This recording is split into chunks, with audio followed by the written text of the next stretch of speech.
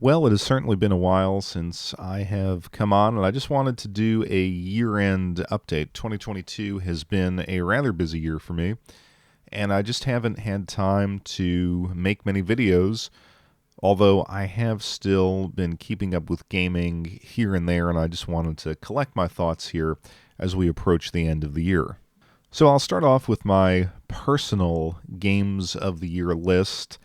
As I've gotten older, my tastes have not really evolved with the direction that gaming is going in. I wasn't into God of War Ragnarok. Obviously not a competitive Call of Duty person, so I'm sort of ignoring the trends and looking for games that I think I may have some interest in, games that speak to nostalgia, or at least the kind of fun, imaginative gaming that was so much a part of my youth. So, a couple of games definitely stood out to me. The first being Kirby and the Forgotten Land. Now, when I saw the trailer for this game, I kind of was down on it. I was like, you're making a post apocalyptic Kirby game. Can't we stick to kind of the classic formula? Does everything need to be a bleak, gray, apocalyptic world? I mean, quite frankly, that's the direction our actual world is moving in. So why do I want to play in that atmosphere in video games? But quite to my surprise, this was a wonderful game. I really felt a Mario 64, or at least N64 3D platformer vibe, much like some of the recent Kirby games on the 3DS. It felt just really finely crafted. It wasn't too difficult. It wasn't, it was kind of a nice game that you could play with your kids, but it had enough challenge and enough intrigue that it definitely, again, took me back to that N64 time and place. I'd love to show video footage of it, but of course, Nintendo likes to copyright strike smaller channels that don't do business with them, so that's really not worth my time. But take it from me, it looks good on the Switch. Of course, you wish the Switch would just be a better performing system, and a game like this would really stand out at 60 frames per second. But be that as it may, I still had fun with it in its current form. And then similarly, Pokemon Legends Arceus. Now, I am not a big Pokemon fan. I didn't play them back in the day. I was a little bit older, as I said, when those games came out. I always thought they were more for children, but I've kind of discovered them over the years, and I've seen them as kind of like just relaxing. It's just a relaxing grind. And I've played the ones on the 3DS and a little bit of, I think, Pokemon Sword, I think it was, on the Switch, but didn't really get into it. But I had some free time one weekend, and I was like, well, you know what? This game is the new release, so let me just pick it up and put some time into it. And I found myself really involved in it. I think the open world mechanics work really nicely for Pokemon. It felt different. It had a sense of exploration that other games didn't. It was reasonably challenging, and I just kind of liked the hunt. The hunt felt more satisfying than in previous games where you're just kind of on a linear path and you have these opportunities to catch the various Pokemon. I didn't finish it. I kind of ran out of time in life to dedicate to it, but it's certainly one of those games that I could see myself coming back to, and definitely one that I would like to play on, say, a Switch 2 where you could boost the frame rate. Sonic Frontiers was a game that I was looking forward to. I had seen the bad press about it, but I was like, it's a Sonic game. I have a certain degree of nostalgia for Sonic, and they're doing something different, so I'm going to give it a try. And I really found myself kind of very, very lukewarm about this game when I initially played it, say for the first hour. I was like, they're trying to copy Breath of the Wild. It's, again, this kind of realistic looking post-apocalyptic landscape. I mean, why do we need this in a Sonic game?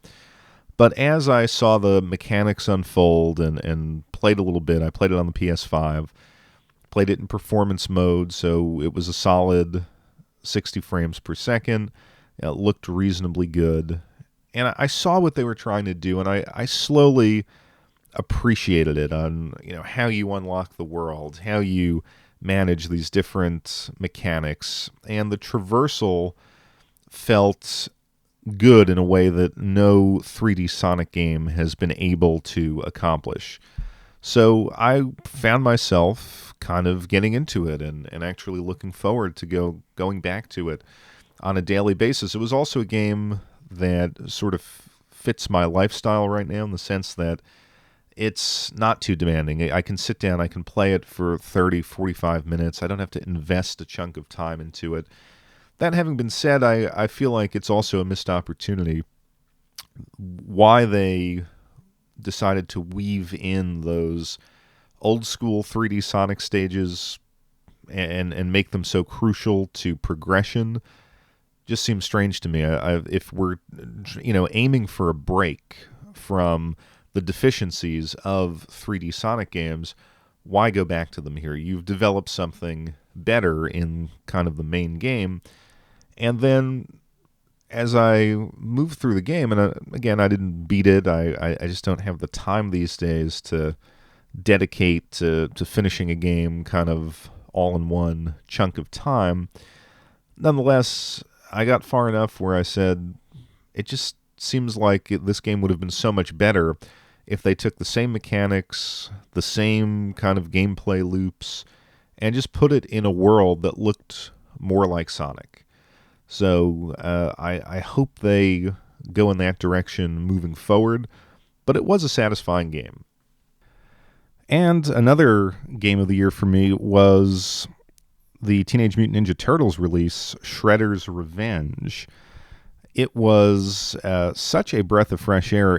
I always find that a lot of these remakes, a lot of these re-releases of, and I'm not going to say it's a re-release because it is a new game, but whatever you want to call it, a riff, a reimagining of the Ninja Turtles arcade games from the early 90s from Konami, I feel like a lot of them try to put a modern spin, like take Streets of Rage 4.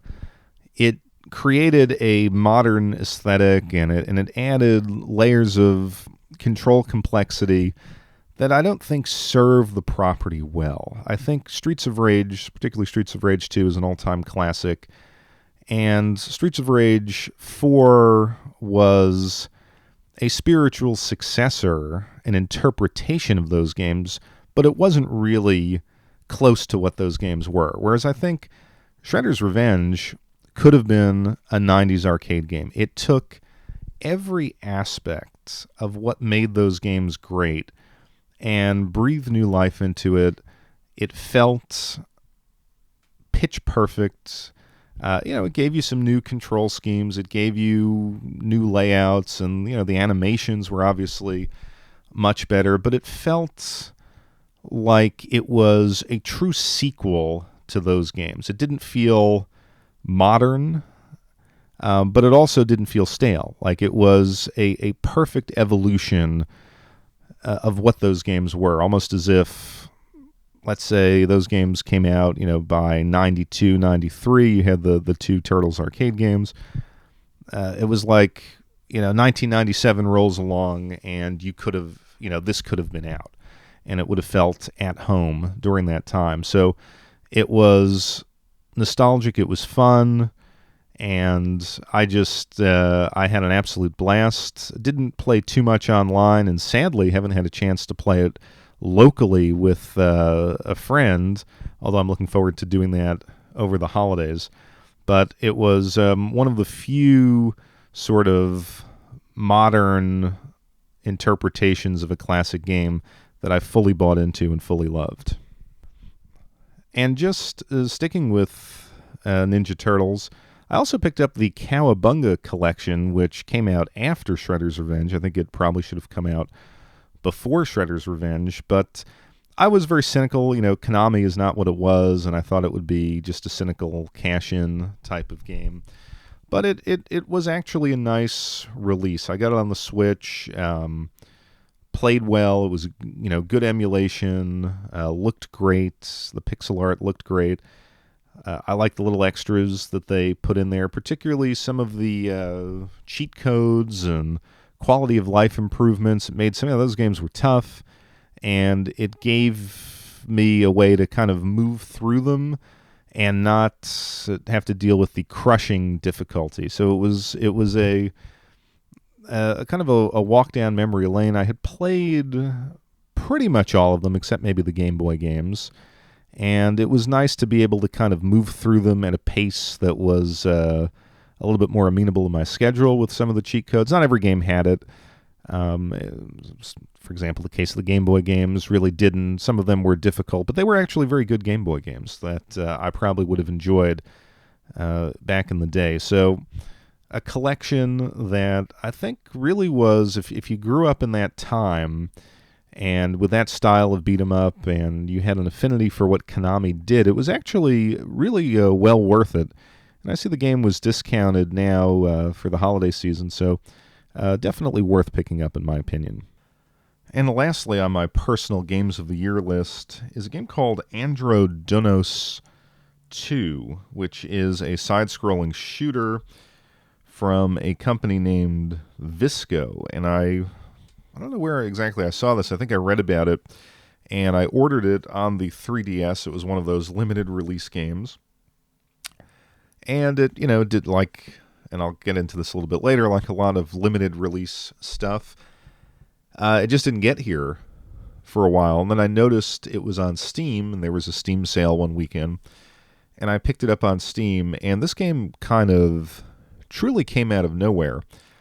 I'm not a fan of side-scrolling shooters. I am much worse at those games than the vertical-scrolling shmup games. But this game was, in so many ways, just a perfect synthesis of everything I loved about the 16-bit / 32-bit era of sprite-based shooters. Wonderful sprite work, just feels like it is right off the Sega Saturn. Great soundtrack, and it's difficult, or at least difficult for me, but I think it's fairly designed. You're not really punished with the difficulty. I think it's one of those games where you can replay a level and you can understand what you have to do. You can understand where your personal shortcomings were and how to get past a stage. And while it doesn't sort of regale you with bombs and you can't just feed coins into it and continue indefinitely, it does have this thing where if you die, you can restart the level with a full stock of bombs and lives where you died. So if you, say, get through the first 3 levels and then you die, you continue on level 3, and then you can slowly push through the game, which I appreciate. You don't want a game, especially a game as beautiful and enjoyable as this, to be locked away behind extreme difficulty as it moves forward. You want to be able to see the entire game, but I also felt like that approach really let me learn the level I was stuck on and move on from there. So I don't know anything about the developer, anything about the history of this game. There seems to be a prequel on Steam, or at least this was a spiritual successor to another game. I will try to get you the name. It is called Infinios, I believe. Infinos. And that game is decent too, but you can tell that this kind of perfected what they were attempting in that original game. So as a Steam game, it's great. Eventually, the 3DS copy did come in the mail. I don't plan on opening it now that I've played it on Steam, but it is really worth checking out if you enjoy that era of game. And I think also when we're talking about games of the year, I'm going to talk about two games that I thought would really be up there, but were really misses for me. The first one was Ghostwire Tokyo. It seemed to have everything that I wanted: Japanese setting, PlayStation 5, graphical capabilities, and kind of an interesting horror sci-fi storyline. But ultimately, it felt very plain. It felt very slow to develop. It didn't really offer anything that would make me want to continue playing it. It seemed like it was just it almost felt in a way like a proof of concept for a better game that might come out in the future.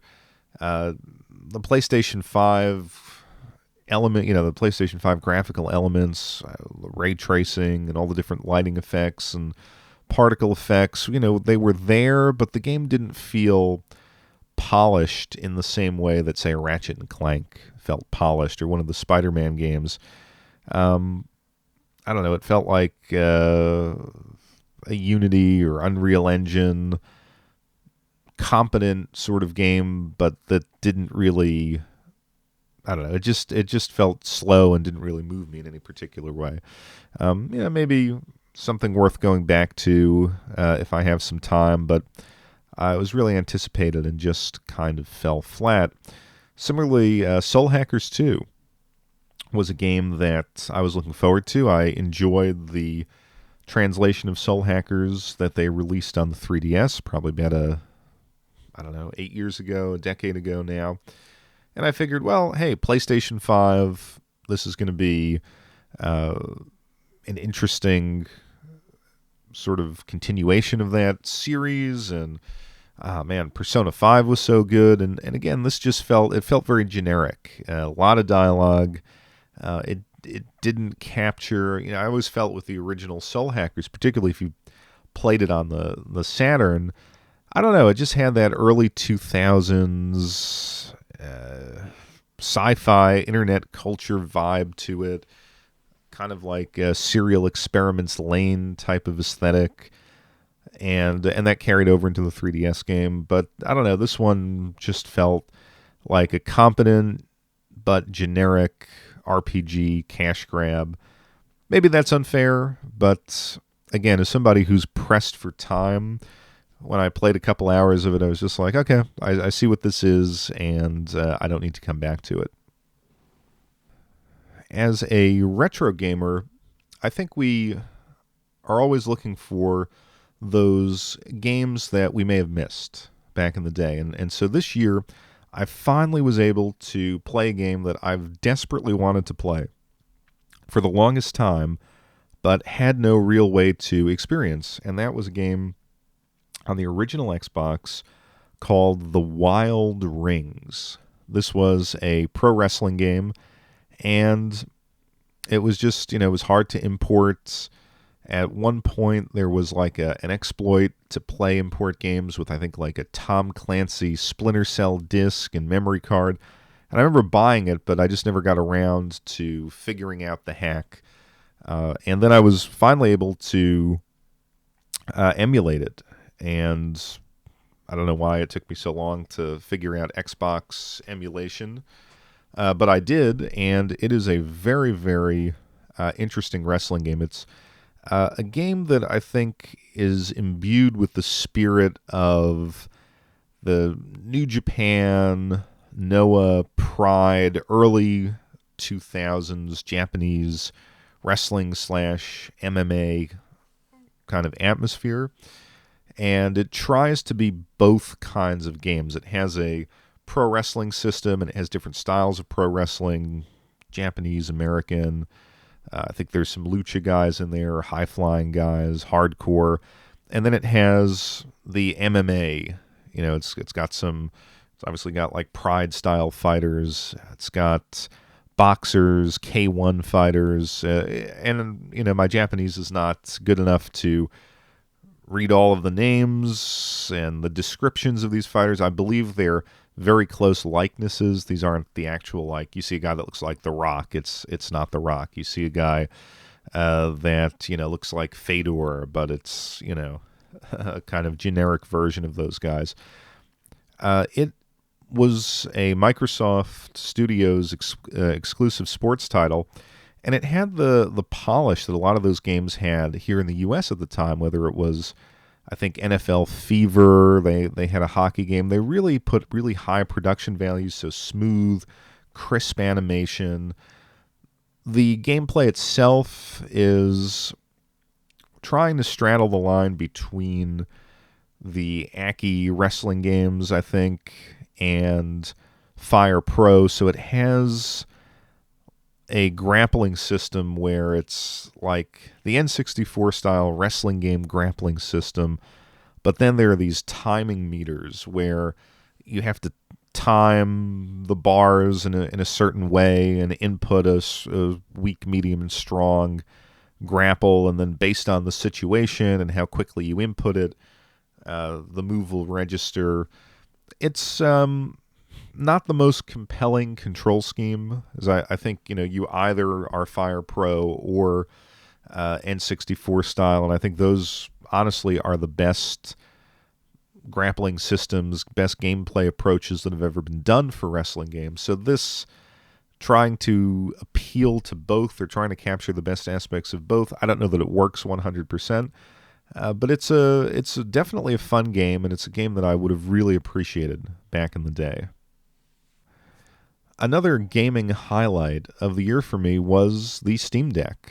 I had put in a pre-order for the Steam Deck shortly after it was announced, and I got it this August. And I have to say, the Steam Deck was so refreshing for me as a piece of hardware.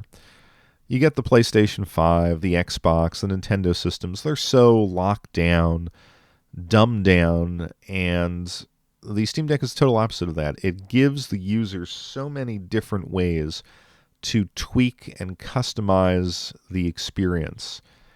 First of all, just to miniaturize Steam and to make Steam portable is an incredible feat. And the one thing that it did for me was it allowed me to appreciate the Steam library that I've amassed over the years. The performance has been good for the games that support the Steam Deck. I mean, it's not PlayStation 5 quality graphics, but it certainly blows the Switch out of the water. I mean, when it comes to performance, I think to me it's good for, or best for, RPGs, platformers, visual novels. It can play those graphically intensive games if they're supported. And I have played a few of them, like Generation Zero, which really taxes the regular PC, but it is definitely playable on the Steam Deck. But I think, to me, the Steam Deck becomes the more compelling proposition when you play Switch-style games, but at higher frame rates. It's also very capable as an emulation device, and I've played around with the emulators, and it's really, really good. N64, GameCube emulation in particular, to do that well and take that on the go is extremely impressive. I did buy the dock, although I have not had a ton of time to really plug it into a lot of different external displays. When I was using the Bluetooth connection on the Xbox controller, it felt a little bit laggy. When I had it on an external screen, that was corrected by actually plugging in with the USB cable. But it's a really, really refreshing and nice piece of software. And just the idea that you can attach a keyboard and mouse to it, it just becomes this little miniature PC. There was a lot of creativity in its design, a lot of respect for the user. And while I am not playing it a ton now, as opposed to when I got it in August, it's just the really perfect companion piece for Steam. So now I want to talk about some games that I'm looking forward to in 2023. And the first is AEW Fight Forever. It seems like this game has been delayed indefinitely, and they're always announcing something about it, announcing something as if it seems like the release is upcoming.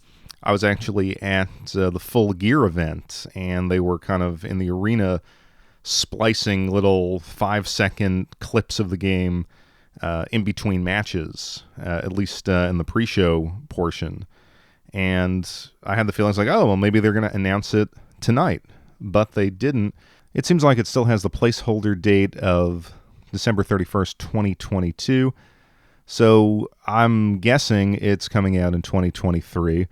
And this is a game that I can tell you I really want to like.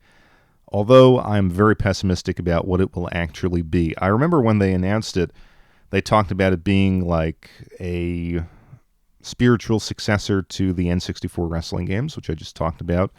And then it seemed to have shifted. Well, it's not going to be that. It's going to be like the early SmackDown games, Here Comes the Pain, things like that, early 2000s.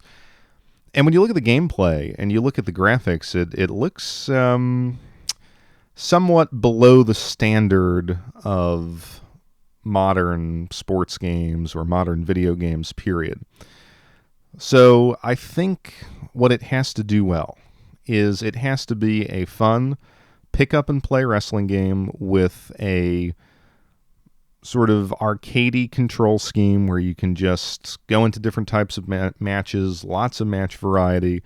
If it is like Here Comes the Pain, I've always said one of the best aspects of that was that it had those features as far as controls go. It's very easy to pick up and play, but it also had just kind of weird physics, and you could build a pyramid of tables and smash your opponents through it. Like it was fun.